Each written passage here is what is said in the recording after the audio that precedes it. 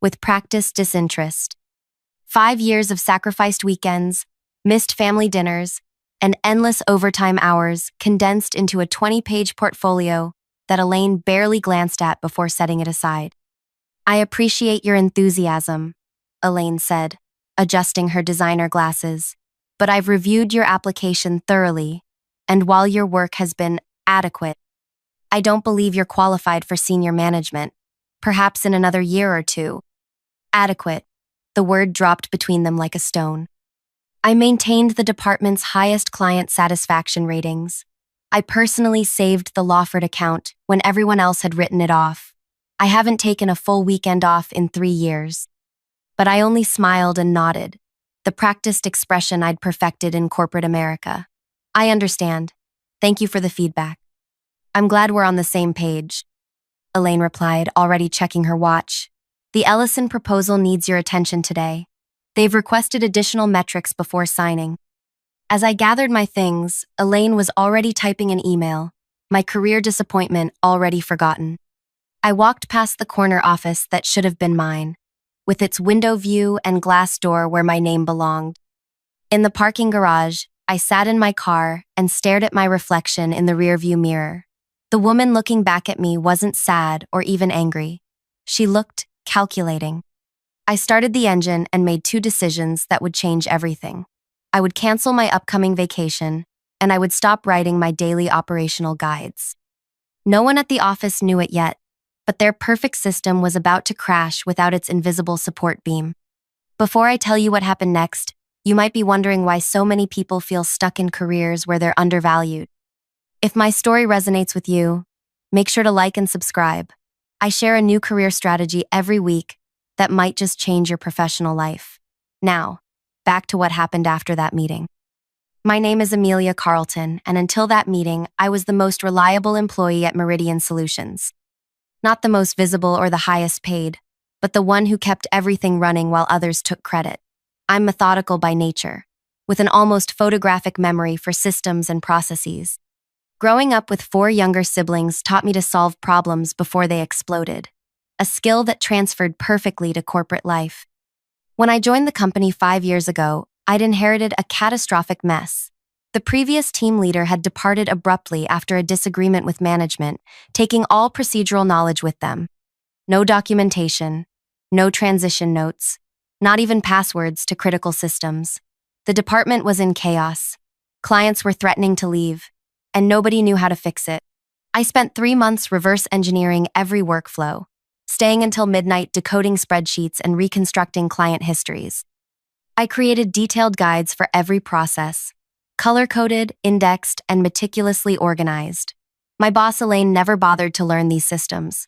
Why would she when I handled everything so smoothly?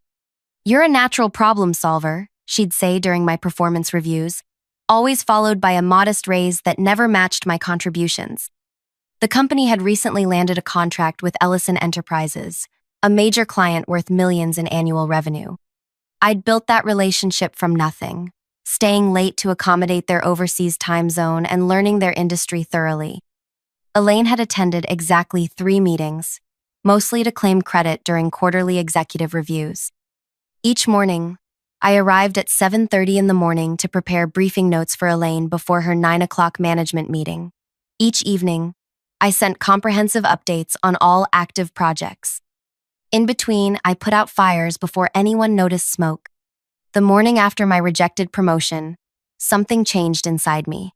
I arrived at exactly 9 o'clock.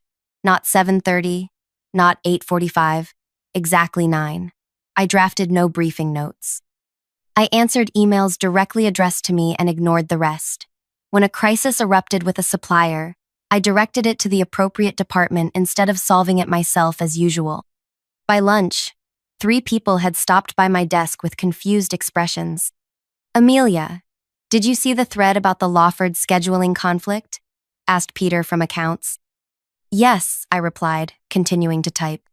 He waited for more, shifting awkwardly when nothing came. "So, can you fix it like you usually do?" I looked up from my screen. "That's actually under procurement scope. I forwarded it to Diane." His eyebrows rose slightly. "But you always handle these things." I've been advised to focus more on my assigned responsibilities, I said with a small smile. I'm trying to demonstrate that I understand my proper place in the organization. By 5 p.m., I packed up my belongings and left. No extra hours, no taking work home. On my drive, I canceled the cabin reservation for my upcoming vacation, the first real break I'd planned in 3 years. Instead, I would be present for the system's inevitable collapse. That evening, my phone buzzed with work notifications. I silenced it and spent time with my daughter Elena, baking chocolate chip cookies, something I hadn't done in months. As we laughed over misshapen cookie dough, I felt a weight lifting from my shoulders. "Mom, why are you home early?" Elena asked, licking batter from a spoon. I paused, considering how to explain corporate politics to a 10-year-old. I decided my time was valuable, honey, and I wanted to spend more of it with you. She beamed. "Can we do this tomorrow too?" "Absolutely," I promised, ignoring the phone vibrating insistently on the counter. By the next morning, cracks were showing at work. The Ellison client had requested urgent changes to their implementation plan, changes only I understood how to make. Elaine attempted to lead the response team but quickly became overwhelmed without my usual detailed briefings. "Where are the process notes for the Ellison customizations?" she demanded, appearing at my desk at 10:30. "They're in the shared drive," I replied pleasantly. "Under client implementations. I mentioned it in last month's department meeting. There are hundreds of files there. Which one specifically?" I pulled up the folder on my screen. The master document is called Ellison Enterprise Integration, Complete Process Documentation. It's organized by module with tabbed sections. Elaine stared at the 200-page document with barely concealed horror. "Can you just handle this directly? The client is waiting." "I'd be happy to," I replied, "but I have the quarterly compliance review this afternoon. I can get to Ellison first thing tomorrow morning." Her face tightened. "This can't wait until tomorrow." "I understand. Would you like me to reschedule the compliance review? It's due to the regulators by end of day." She left without answering, her heels clicking aggressively down the hallway. That evening, I turned off all work notifications and took Elena to the park. My personal phone remained silent beside me on the bench as I watched her on the swings, her laughter carrying across the playground. For the first time in years, I was fully present in my personal life. When we returned home, I checked my work phone once. 79 missed calls from various work numbers. Voicemails ranged from confused to desperate to furious. The Ellison team was threatening to pull their contract. 3 systems had developed unexpected issues, all documented in my guides, which nobody had bothered to read. The quarterly compliance report due to regulators was still incomplete. I set the phone down and slept better than I had in years. The next morning, I arrived at precisely 9 o'clock in the morning again. The office atmosphere had transformed overnight. Harried colleagues rushed between meeting rooms. Elaine was visible through her office glass, gesturing frantically on a video call. The regional director's assistant was pacing by the elevator banks. I settled at my desk and methodically organized my tasks for the day. "Where have you been?" Peter hissed, appearing beside me with wild eyes. "Everything's falling apart. Elaine's been trying to reach you since yesterday afternoon." "I left at 5 o'clock, I replied calmly. "My work hours are 9 o'clock to 5 o'clock, as specified in my contract." "But the Ellison crisis, what about it?" His mouth opened and closed. "They're threatening to walk. Nobody can figure out how to implement the changes they need." I nodded thoughtfully. "That process requires special handling. It's all documented in the guide I created last year." "Nobody can make sense of your documentation without you explaining it," he almost shouted. Before I could respond, Elaine's assistant appeared. "Amelia, emergency meeting in the conference room, now." I gathered a notebook and pen, walking unhurriedly to the conference room where Elaine sat with the regional director, Byron Wallace. Their faces were grim, folders spread across the table. "Amelia," Byron said, relief evident in his voice. "Thank goodness. We need your help with this Ellison situation immediately." I sat down and placed my notebook on the table. "Of course, how can I assist?" Elaine's face was tight with controlled fury. "Let's cut to the chase. What will it take for you to fix this? The promotion? It's yours." I tilted my head slightly. That's a generous offer, but I've been contacted by a competitor. They've offered me a senior management position with a substantial salary increase. Apparently, they believe I'm qualified. The room went silent. Byron's eyes widened while Elaine's narrowed dangerously. You're leaving? Byron asked. When? I haven't accepted their offer yet, I replied. I was taking time to consider my options. Name your price, Byron said immediately. Whatever they're offering, we'll match it. I smiled politely. It's not just about compensation. It's about recognition, respect, and opportunity. The Ellison client specifically asked for you by name, Elaine interjected. You can't possibly leave now. Interesting, I said. So did 4 others in the past month. I reached into my bag and placed a folder on the table. Here's my 2 weeks' notice. I'll help with the transition as my contract requires. Elaine reached for the folder, but Byron was faster. He opened it, scanned the contents, then closed it decisively. This won't be necessary, he said firmly. Amelia, I'd like to speak with you privately in my office. As I stood to follow him, Elaine remained seated, her knuckles white against the polished table. The company's response to my resignation was about to reveal exactly how much they had undervalued me all along, and what they were willing to do to keep me now that they understood my true worth. I followed Byron to his corner office, aware of the curious glances from colleagues as we passed. His space was minimalist, but impressive. Awards and industry recognitions lined one wall, while floor-to-ceiling windows offered a panoramic view of the city. He gestured for me to sit in the chair across from his desk. I've been watching your contributions for some time, Byron said, folding his hands on his desk, though apparently not closely enough. I remained silent, letting him continue. The situation with Elaine concerns me, he admitted. This is the first I'm hearing about your promotion being denied. Why didn't you come to me directly? Chain of command, I replied simply. Elaine is my supervisor. Going over her head would have been inappropriate. He nodded slowly. Admirable, but perhaps misguided in this case. Tell me honestly, what would it take to keep you here? I considered my words carefully. Recognition of my actual contributions. Appropriate compensation. And a position where I can implement the strategies I've developed instead of just executing someone else's vision. Byron studied me for a long moment. I'm creating a new position, Director of Operational Systems, reporting directly to me. Double your current salary, full remote flexibility 3 days a week, and authority over departmental workflow design. The position is yours if you want it. I didn't respond immediately, which seemed to surprise him. Is that not sufficient? He asked. It's very generous, I acknowledged, but I need to be clear about something. I'm not using a competing offer as leverage. There really is another company waiting for my decision. Byron leaned back. What can they offer that we can't match or exceed?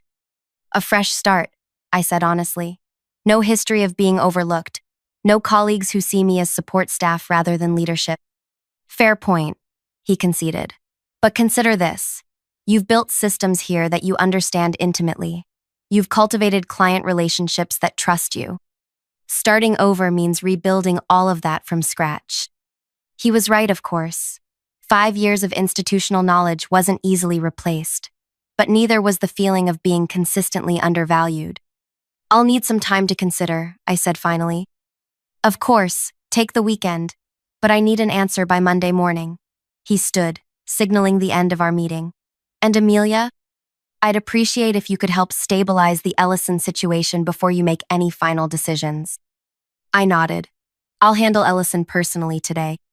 When I returned to my desk, an email from Byron was already waiting, outlining the new position offer in writing. The salary figure made me blink twice. It was more than double what I currently earned. The job description could have been written specifically for my skill set. I was gathering materials for the Ellison call when Elaine appeared beside my desk, her expression carefully neutral. We need to talk, she said quietly. Not here. Lunch? I have the Ellison call at noon, I replied. After that then, my office at 2. I nodded, already turning my attention to the crisis at hand. The Ellison team was frustrated but relieved when I joined the call. Their demands were reasonable. They needed customizations that would normally take weeks implemented within days. I walked them through a phased approach that would prioritize their most critical needs while building toward their complete vision. "This is exactly why we wanted to work with your company," their director said. "You understand our business needs, not just technical specifications." After the call, I documented the solution in clear steps and sent it to the implementation team with explicit instructions. Normally, I would have handled every aspect myself, but today I delegated appropriately, making myself available for questions, but not taking ownership of the execution. At 2 o'clock, I knocked on Elaine's door. She looked different, smaller somehow, with dark circles under her eyes, suggesting a sleepless night. "Close the door," she said, gesturing to the chair across from her desk. "I understand Byron offered you a new position." "He did," I confirmed. She nodded slowly. "I won't pretend to be happy about it, but I understand why he did it. You're valuable to the company." I waited, sensing there was more. "I owe you an apology," she continued, the words seemingly difficult for her. "I've relied on your competence without appropriately acknowledging it or rewarding it." "May I ask you something?" I said, genuinely curious. "When you said I wasn't qualified for senior management, what specifically did you think I was lacking?" Elaine shifted uncomfortably. "You've always been more technical, the behind-the-scenes problem solver. Senior management requires visibility, presence, political savvy. In other words, I do the work while others take the spotlight." She had the grace to look embarrassed. "That's oversimplifying." "Is it?" I asked. "The Ellison contract who presented the winning strategy to the executive team." "I did, but based on the proposal I developed, the client retention initiative last quarter that saved 4 major accounts, who received the leadership award? That was a team effort. A team I led, coordinated, and created all materials for." I leaned forward slightly. "I'm not lacking qualifications, Elaine. I've simply allowed others to stand on my shoulders while remaining invisible." The silence between us stretched uncomfortably. "Are you taking Byron's offer?" she finally asked. "I haven't decided. If you stay," she said carefully, "things will be different between us." "Yes," I agreed. "They will." The weekend gave me time to think clearly away from office politics. I took Elena to the Science Museum on Saturday, something I'd been promising for months, but never found time for. On Sunday, I called my sister for advice. "What does your gut tell you?" she asked after I explained the situation. "That I've outgrown the box they put me in," I replied. "But I'm not sure if Byron's offer changes that or just makes the box more comfortable." "Would you be reporting to Elaine in this new role?" "No, directly to Byron." "And what happens to Elaine?"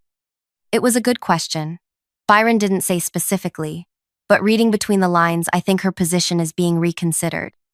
My sister was quiet for a moment. "So your options are to take a fresh start elsewhere, or accept a promotion that might result in your former boss being demoted?" Put that way, the choice felt different. "I don't want revenge against Elaine," I said slowly. "I just want recognition for my work." "Are you sure about that?" my sister challenged. "Because from what you've told me, part of you would enjoy seeing her face the consequences of underestimating you." Her words hit uncomfortably close to home. Was that what I wanted? To see Elaine humbled? To watch her realize how much she'd depended on me while simultaneously dismissing my contributions? By Monday morning, I had made my decision. I arrived early, 7:30 a.m., my old starting time, and went directly to Byron's office. His assistant wasn't at her desk yet, but his door was open. "You're early," he noted, looking up from his computer. "I wanted to give you my answer before the day gets busy," I explained, taking the seat across from him. "And? I'm accepting your offer with 2 conditions." His eyebrows rose slightly. "I'm listening." "First, I want to build my own team. Full hiring authority for 3 positions that I believe are essential." Byron nodded. "Reasonable? And the second?" "Elaine remains in her current position." This clearly surprised him. "After how she treated you? Why?" "Because replacing her doesn't solve the structural problems in how the department functions. And because I don't want my first leadership act to be perceived as revenge." He studied me with new interest. That's unexpected and politically astute. I've learned a few things watching from the sidelines, I replied. Very well. Elaine stays, though her department will now coordinate through your office for operational matters. Thank you. No, Amelia, Byron said, extending his hand. Thank you for staying. The announcement will go out this morning. I suggest you prepare for quite a bit of reaction. He wasn't wrong. The company-wide email went out at 10 a.m., announcing my new position and outlining my expanded responsibilities. My inbox immediately flooded with congratulations, questions, and meeting requests. Peter stopped by my desk, looking somewhat sheepish. So, you'll be my boss now? Technically, yes, I confirmed. Is that going to be a problem? He shook his head quickly. No, it's great. You've always been the one who actually knows what's happening anyway. Throughout the day, colleagues who had barely acknowledged me previously suddenly found reasons to introduce themselves. Administrative assistants who had always been kind to me now smiled with a hint of conspiracy. They understood better than anyone how invisible work kept the company running. Elaine avoided me until late afternoon, when she appeared at my desk with a folder. The quarterly strategy document, she said stiffly. Since operational planning now falls under your purview, you'll need to present this at the executive meeting tomorrow. I accepted the folder. Thank you. I'll review it tonight. She turned to leave, then hesitated. For what it's worth, I didn't recommend against your promotion because I thought you were incapable. I did it because I couldn't afford to lose you from my team. It was perhaps the most honest thing she'd ever said to me. That's the fundamental problem, isn't it? I replied. Good managers develop their people even when it means letting them move on. She nodded once, sharply, and walked away. That evening, I stayed late reorganizing my workspace for my new role. Byron stopped by on his way out. Still here? I thought you'd be celebrating. I smiled. I'll celebrate this weekend. Right now, I'm planning. Planning what? How to make sure no one else in this company is overlooked the way I was. I handed him a document I'd been working on. This is my proposed structure for the new department, including training programs to identify internal talent and systematically develop it. He flipped through the pages, eyebrows rising. You developed all this today? No, I admitted. I've been refining it for about 2 years. I just never had the authority to implement it. Byron shook his head, looking impressed. Remind me never to underestimate you, Amelia. That's the plan, I replied with a smile. 3 months later, the transformation was well underway. My new team included a brilliant systems analyst who had been buried in IT support and a process developer who had been miscast as an administrative assistant. Together, we streamlined operations across 4 departments, reducing overtime by 40% while increasing productivity metrics. Elaine and I developed a professional working relationship. It wasn't friendly exactly, but it was respectful. She excelled at client-facing interactions, once freed from operational details she had never fully grasped. In an unexpected development, the division's employee satisfaction scores improved dramatically. The Ellison contract expanded to include 2 additional service lines, specifically requesting my new team's involvement in the implementation.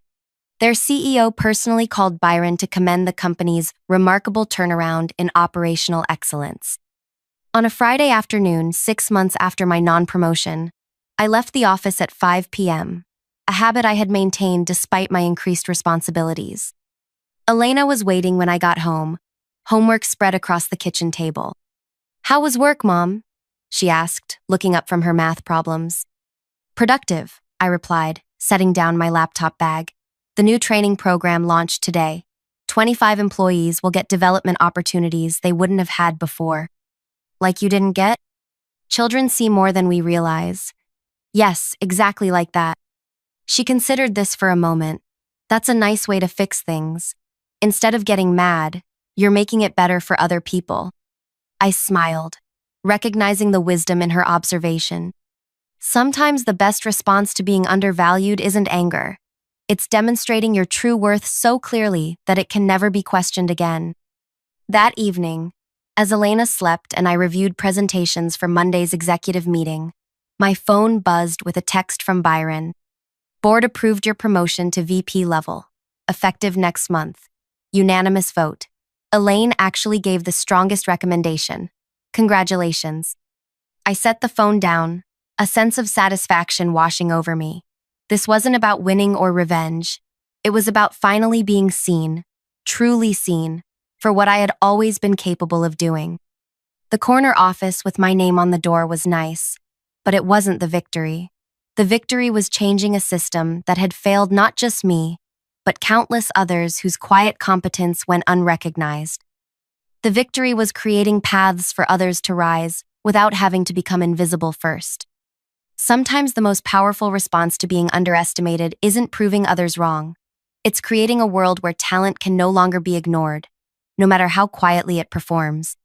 If you've ever felt invisible in your workplace, despite carrying more than your share, I hope my story gives you courage. The skills that make you indispensable are the same ones that qualify you for leadership. Don't wait for others to recognize your value. Demonstrate it so clearly that denying it becomes impossible. And if you found something valuable in this story, please like and subscribe for more strategies on transforming workplace dynamics. Remember, your worth isn't determined by others' inability to see it.